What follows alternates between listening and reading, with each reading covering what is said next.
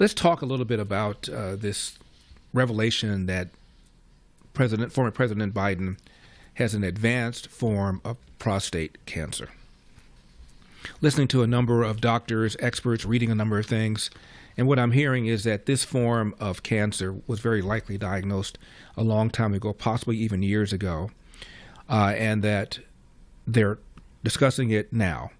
Why now? I'll tell you why now.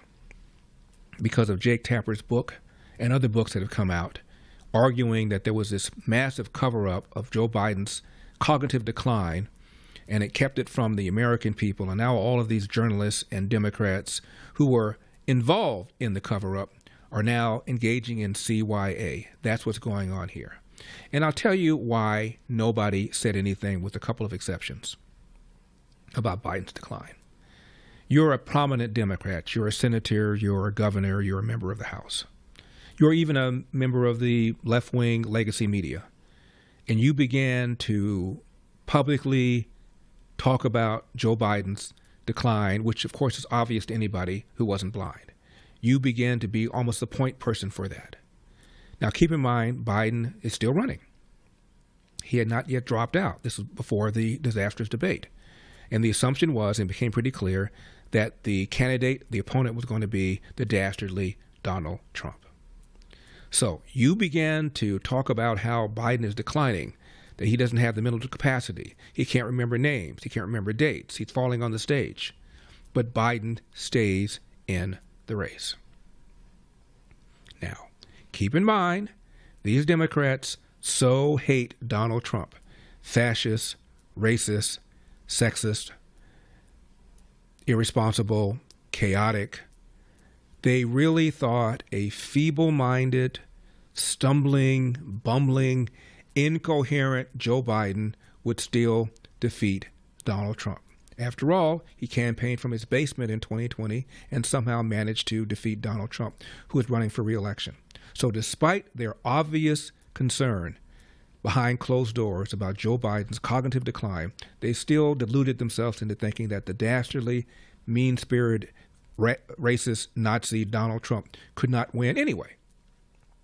So I'm not going to be the guy who, in the unlikely event that Joe Biden loses in this re-election race, I'm not going to be the one to be blamed for providing opposition material and attack lines that Donald Trump effectively used against Joe Biden. I'm not going to be that guy. So they said absolutely nothing until it was too late. Until the debate, and then this rush thing to coalesce behind Kamala Harris, so they didn't really have an open primary, and that was that. Now, there was one exception, and that exception is David Axelrod. David Axelrod used to be a reporter with the Chicago Tribune, and then when local man Barack Obama decided to run, he joined the campaign, and he has been a homie to Barack Obama ever since then. Remember during the Super Bowl in 2024 when Biden did not make a statement, did not agree to be interviewed? Despite all the people watching, free publicity, softball interview, he didn't do it. Axelrod went public and said this is a very troubling sign. That's how he put it. And then a few months later, he made an even stronger statement. Now, when I say, with one exception, David Axelrod, that exception is really Barack Obama, because Axelrod wouldn't have said jack if Obama had not told him to say it. Why didn't Obama say it himself? Stick his neck out. In the event that Biden stays in and loses, then people blame Barack Obama for giving Donald Trump ammunition by publicly talking about Biden's cognitive decline. He wasn't going to do that. Let somebody else do that. And we know that Obama did not believe that Biden had the ability to do it.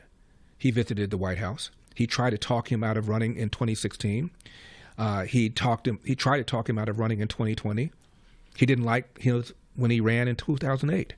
There's a book called Game Change, written by a guy named Mark Halperin and another guy named John Howman. And in the book, they quote Obama, who never denied it. Senator Obama said, "How many times is Joe Biden, his running mate, going to say something stupid?" Close quote. It's obvious Obama never thought much of Biden. And as I said, tried to talk him out of running in 2020. He even said reportedly, Joe, you don't need to do this. And reportedly, Obama met Biden before he dropped out, had a pretty extensive interview with him or time with him, and reportedly said, you better win this, Joe. You better win this, Joe. So Obama clearly was concerned, clearly did not think Biden was up to it, didn't have the gut to come out publicly and say anything. He sent out his guy, David Axelrod, to say it, but Axelrod's pretty much the only prominent Democrat who said anything for the reasons that I mentioned. What's the upside? Biden stays in. He's probably going to win anyway. After all, Donald Trump coming back? Only one president ever came back from having lost a term and then waited a term and came back. He's not going to be able to do that. Plus, he's a fascist, and he's a racist, and he's a Nazi, and he's an idiot, and he's a moron. Even Biden can beat him. That's what they thought.